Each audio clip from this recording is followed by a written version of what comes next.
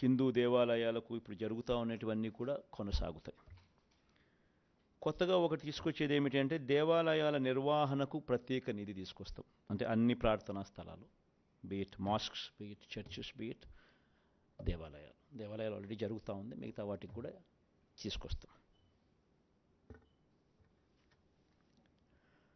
BC సంక్షేమం గురించి కూడా ఇదే మాదిరిగానే ఇప్పటికే డీబీటీ ద్వారా 1,28,000 కోట్లు, నాన్ డీబీటీ ద్వారా మరో 53,000 కోట్ల రూపాయలు బీసీ సంక్షేమం కోసం ఖర్చు చేశాం. ఇంక నేను సామాజిక న్యాయం గురించి చాలా సందర్భాల్లో నేను చెప్తా వస్తూ ఉన్న కంటెంట్ అంతా ఉంది కాబట్టి మళ్ళీ రిపీట్ చేయడం ఎందుకని చెప్పి ఇదంతా కూడా నేను మళ్ళీ ముందుకు పోవడం లేదు. ఇవంతా కూడా నెట్లో అవైలబుల్గా ఉంది. ఈ జగనన్న నాయి బ్రాహ్మణులకు వీళ్ళందరికీ కూడా మనం ఏదైతే చేస్తూ ఉన్నామో అవన్నీ కూడా నెట్లో అవైలబుల్గా పెట్టాం. మేనిఫెస్టోలో కూడా ప్రత్యేకంగా వాళ్ళని చేర్చడం జరిగింది.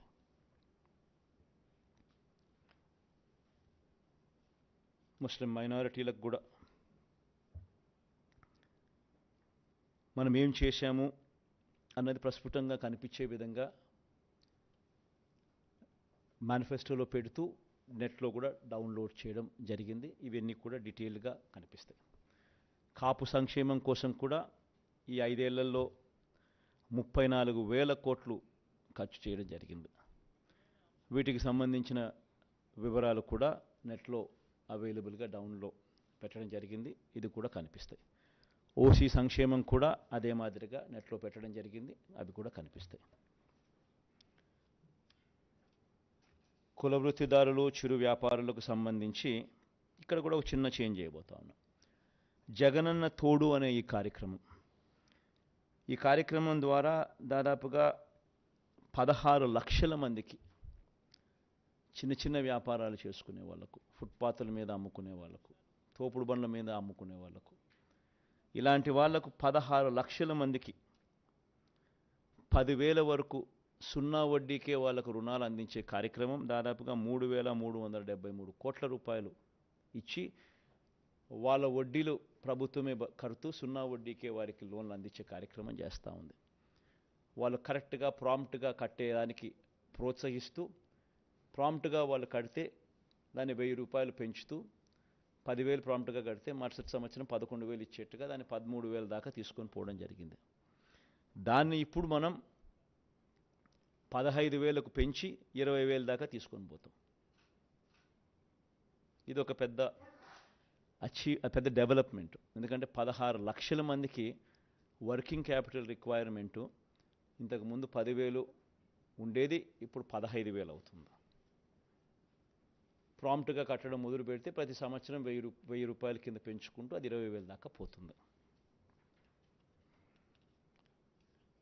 జగనన్న చేదోడు కింద నాయి బ్రాహ్మణులకు, షాపులున్న నాయి బ్రాహ్మణులకు, టైలర్లకు, రజకులకు ఏటా 10,000 ఇచ్చే ఈ కార్యక్రమం 5 ఏళ్లలో ఒక్కొక్కరికి 50,000 సహాయం అందించాం. ఇప్పటికే 3,38,000 మందికి 1,260 కోట్లు ఇచ్చాం. వచ్చే 5 ఏళ్ళు కూడా ఈ పథకం ఎలాగైనా కొనసాగుతుంది. చివరికి వచ్చేసాం, లాస్ట్ పేజ్కి వచ్చాం. ప్రభుత్వ ఉద్యోగులకు సంబంధించి వీరందరికీ కూడా ఏమేం చేశాము అనేది క్లియర్ కట్గా ఆల్రెడీ మేనిఫెస్టోలో పెట్టడం జరిగింది. వీళ్ళందరినీ కూడా నెట్లో కూడా డౌన్లోడ్ కూడా అవైలబుల్గా ఉన్నాయి.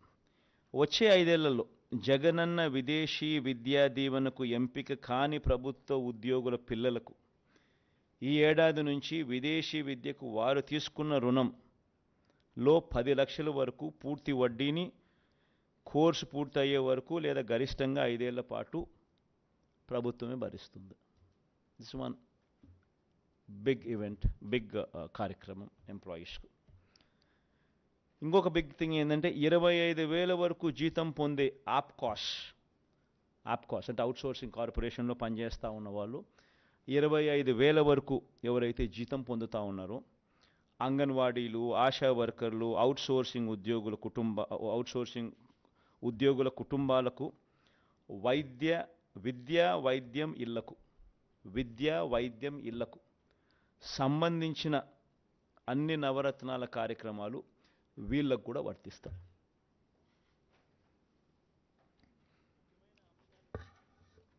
ఎందుకనంటే మన నవరత్నాల పథకాలన్నీ కూడా బీపీఎల్ అని అంటే 12,000 రూపాయల అప్పర్ సీలింగ్ అనేది పట్టణాల్లో, 10,000 అనేది గ్రామాల్లో అప్పర్ సీలింగ్. ఇది మనం రాకమునుపు బీపీఎల్ డెఫినేషన్ వాస్ 5,000 and 6,000. మనం వచ్చిన తర్వాత దాన్ని 10,000 and 12,000కు మార్చినాం.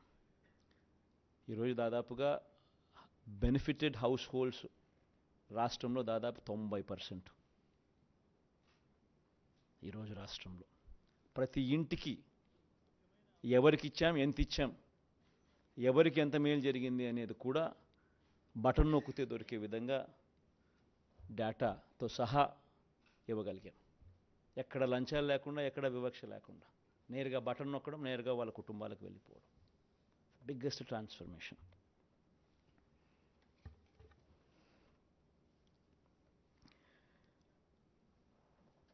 జీవన బీమా కూడా, వైఎస్ఆర్ జీవన బీమా కూడా